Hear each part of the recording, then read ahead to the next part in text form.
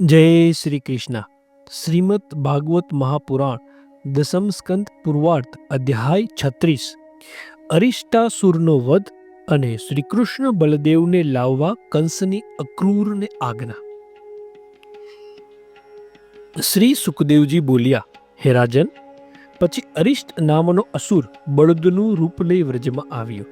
તેની ખાંદે અને શરીર ઘણા મોટા હોય ખરીઓ વડે ખોદી નાખેલી પૃથ્વીને તે કંપાવતો હતો।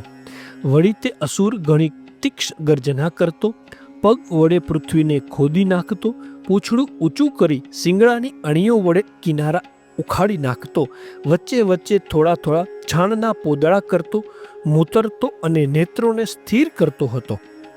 હે રાજન, એની કઠોર ગર્જનાથી ભયને લીધે ગાયોના તથા સ્ત્રીઓના ગર્ભ સમય વિના જ સ્રવી જતા અને પડી જતા હતા। તેમજ આ પર્વત છે એવી શંકા થવાથી તેની કુંદ ઉપર મેઘો બેસતા હતા। હે રાજા, તીક્ષ્ણ શિંગડાવાળા બળદને જોઈ ગોપીઓ તથા ગોવાળિયા ત્રાસ પામ્યા અને ભયભીત થયેલા પશુઓ ગોકુળ છોડી નાસી ગયા। તેઓ સર્વ હે કૃષ્ણ એમ બોલતા ભગવાનના શરણે ગયા, એટલે ભગવાનને પણ ભયથી નાસપાસ કરતા ગોકુળમાં જઈ ડરસોમાં એવી વાણીથી સર્વને આશ્વાસન આપી વૃષભાસુરને બોલાવવા માંડ્યો। અલ્યા મૂર્ખ, ઓ દુષ્ટ, ગોવાળો અને પશુઓનો ત્રાસ આપવાથી શું વળવાનું છે? તારા જેવા દુરાત્માઓના બળના ગર્વનો નાશ કરનાર તો હું છું, એમ કહી શ્રી કૃષ્ણ હાથથી ખભા ઠોકી તાળીના અવાજથી અરિષ્ટાસુરને કોપાવ્યો અને પોતે મિત્રના ખભા ઉપર હાથ મૂકી ત્યાં ઊભા રહ્યા। એ રીતે તેને કોપાવ્યો એટલે ક્રોધાયમાન થઈ ખરીઓથી પૃથ્વી ખોદતો અને પૂંછડું ઊંચું કરી મેઘોને ભમાવતો એક કૃષ્ણ સામે ઘસ્યો।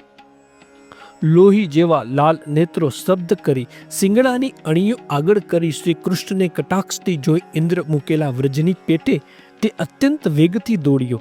એટલે હાથી જેમ સામા હાથીને હઠાવી દે તેમ ભગવાને તેના બંને શિંગડાને પકડી 18 પગલાં તેને પાછો ઠલાવી દઈ ભૂમિ પર પછાડી નાખ્યો। એ રીતે ભગવાને તેને પછાડ્યો ત્યારે તેના સર્વ અંગો પરસેવાથી રેબઝેબ થઈ ગયા। તે હાંફવા લાગ્યો ને ક્રોધથી વ્યાક્ત થઈ ઉતાવળ ઉઠીને ફરી શ્રી કૃષ્ણ સામે ઘસી ગયો।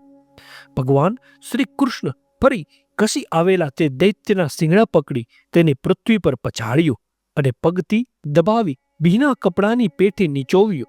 તેનું શિંગડું ખેંચી કાઢી તેના વડે જ તેને માર્યો, એટલે તે ધરણી પર ઢળી પડ્યો। એ વેળા લોહી ઓકતો, મૂતરતો અને વિષ્ટા કરતો તે પગ પછાડતો હતો, તેથી આંખો ભમતી હતી અને તે મહાકષ્ટ યમલોકમાં ગયો। એટલે પુષ્પોથી ભગવાનને વધાવવા તેઓ એ સ્તુતિ કરી એમ બળદરૂપ આવેલા અરિષ્ટાસુરનો વધ કરી પોતાની જાતિની સ્તુતિ કરાતા અને ગોપીઓના નેત્રોની મૂર્તિમાન ઉત્સવરૂપ ભગવાન શ્રી કૃષ્ણ બલદેવજી સાથે વ્રજમાં પાસે જઈ કહ્યું, પેલી કન્યા આકાશમાં ઉડી ગઈ તે યશોદાની પુત્રી હતી। શ્રી કૃષ્ણ દેવકીના પુત્ર છે ને બળવાન રોહિણીના પુત્ર છે। તારાથી ડરતા વસુદેવ તેઓ બંને પોતાના મિત્ર નંદને ત્યાં મૂકેલા છે। તેઓ બંને તારા ઘણા માણસોને મારી નાખ્યા છે। નારદજીનું વચન સાંભળી ક્રોધથી કંસના અંગો અંગ કાપવા લાગ્યા અને ભાન ભૂલ્યો।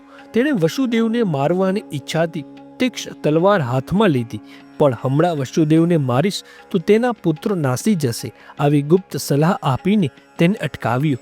પછી વસુદેવના પુત્રોને પોતાના મૃત્યુ રૂપે જાણી કંસ વસુદેવને દેવકી સાથે લોઢાની બેડીઓ વડે કેદ કર્યા પછી દેવર્ષિ નારદ ગયા, એટલે કેશી દૈત્યને બોલાવી તારે બલરામને તથા કૃષ્ણને મારી નાખવા એમ કહી વ્રજ તરફ મોકલ્યું। અને મુષ્ટિક, ચાણુક, સાલ તથા તોસલ વગેરે મંત્રીઓ તથા હાથીઓના મહાવતોને બોલાવી કંસે કહ્યું, હે વીર ચારુણ, હે મુષ્ટિક, તમે મારું વચન સાંભળો। નંદના વ્રજમાં વસુદેવના પુત્ર બળદેવ અને કૃષ્ણ છે। તેઓની વિધાતાઓએ મારું મરણ નક્કી દર્શાવ્યું છે, માટે તેઓ બંને અહીં આવે ત્યારે બંને એ મલની રમતી તેઓને મારી નાખવા અહીં મલના અખાડાની ચારે બાજુ અનેક પ્રકારના માંચડા બાંધો અને શહેર તથા દેશના સર્વ મનુષ્યો ઈચ્છા અનુસાર મલ યુદ્ધ વડે ભલે જુઓ. વળી તે ચતુર મહાવત તારે અખાડાના દરવાજા ઉપર કુવળિયા પીડ હાથીને લાવવો અને તે હાથી દ્વારા મારા તે બંને શત્રુને મારી નાખવા. વળી 14ને દિવસે શાસ્ત્રોક્ત વિધિ પ્રમાણે ધનુર્યાગ શરૂ કરો અને વરદાન આપનારા ભૂતરાજ મહાદેવ માટે પવિત્ર પશુઓની બલિ ચઢાવો. એમ અમાત્યોને આજ્ઞા કરી કેવળ સ્વાર્થના જ સિદ્ધાંતને જાણનારા કંસે યદુશ્રેષ્ઠ અક્રૂરને બોલાવી પોતાના હાથથી તેમનો હાથ પકડી કહ્યું, હે મહાદાની અક્રૂર, તમે મારા માટે આદરપૂર્વક એક મિત્ર કાર્ય કરો. ભોજવંશીઓનો ને યાદવોમાં તમારાથી બીજો કોઈ પણ મારું અત્યંત હિત કરતો નથી. માટે હે સૌમ્ય, પોતે સમર્થ છતાં ઇન્દ્ર જેમ વિષ્ણુનો આશ્રય કરી સ્વાર્થ સાધ્યો હતો, તેમ હું પણ ઘણા મોટા કાર્યમાં સાધનરૂપ તમારો આશ્રય કરું છું. તમે નંદના વ્રજમાં જાઓ, ત્યાં વસુદેવના 2 પુત્રો રહે છે. તેઓને આ રથમાં બેસાડી જલ્દી અહીં લાવો. વિષ્ણુનો આશ્રય કરનાર દેવોએ તેઓ બંનેને હાથે મારું મૃત્યુ નિર્માણ કર્યું છે. માટે નંદાદી ગોવાળિયાઓ સાથે તે બંનેને મોટી મોટી ભેટ આપવાનું કહી તમે અહીં લાવો. એટલે અહીં આણેલા તેઓ બંને કાળ સરખા હાથી પાસે હાથીથી બચી જશે તો વ્રજ જેવા મલ્લો પાસે મરાવી નાખીશ. એ રીતે તેઓ બંને માર્યા જશે. એટલે દુઃખી થયેલા વસુદેવ વગેરે દેવોના સંબંધીઓના તથા મારાથી વિરુદ્ધ વર્તતા વૃષણી, ભોજ અને દશા હર્ષવંશીઓના પણ હું મારી નાખીશ. મારા પિતા ઉગ્રસેન ગરડા જોવા છતાં રાજ્યની ઈચ્છા રાખે છે.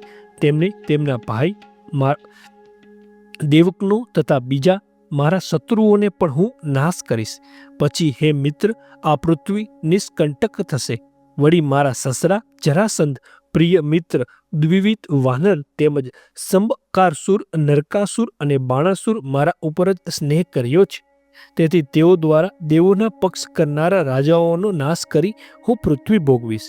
આ સર્વ જાણી તમે બાળક બળદેવ તથા કૃષ્ણને ધનુર્યાગના દર્શન માટે અને મથુરાની શોભા જોવા જલ્દી અહીં લાવો.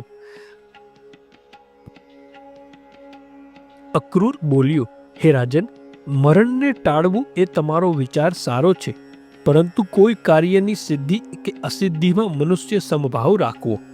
કારણ કે ફળની સિદ્ધિ કરનાર તો દેવ જ છે. મનુષ્ય દેવે નષ્ટ કરેલા એવા પણ મોટા મનોરથો કરે છે અને હર્ષ તથા શોક પામે છે. છતાં હું તો તમારી આજ્ઞા માન્ય કરું છું. તમને લેવા જાઉં છું, પણ ફળ તો દેવાધીન છે. શ્રી સુખદેવજી બોલ્યા એમ અક્રૂરની આજ્ઞા કરી મંત્રીઓને રજા આપીને કંસે ઘરમાં પ્રવેશ કર્યો. તેમજ અક્રૂર પણ પોતાના ઘેર ગયા. શ્રીમદ ભાગવત મહાપુરાણ 10મ સ્કંદ અધ્યાય 36 સમાપ્ત. જય શ્રી કૃષ્ણ.